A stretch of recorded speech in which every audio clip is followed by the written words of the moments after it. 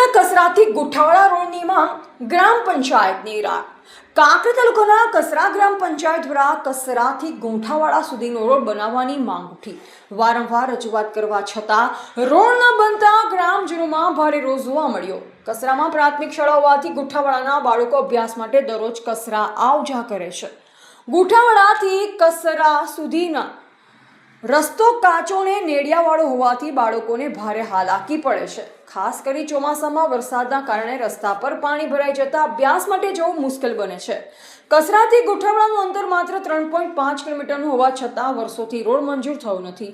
કસરા ગ્રામ panchayat letterpad ઉપરથી સત્તાવાળાઓને ગ્રાન્ટમાંથી road મંજૂર કરવા નમ્ર વિનંતી કરી. ગ્રામજનોએ કહ્યું કે રોડ નહીં બને તો બાળકોનું ભવિષ્ય જોખમમાં મુકાશે. સ્થાનિકોએ તાત્કાલિક સર્વે કરી રોડ બનાવવાની માંગ કરી. હવે તંત્ર ક્યારે ગ્રામજનોની આ વ્યથા સાંભળે છે તે સવાલ સૌ કોઈને સતાવી રહ્યો છે.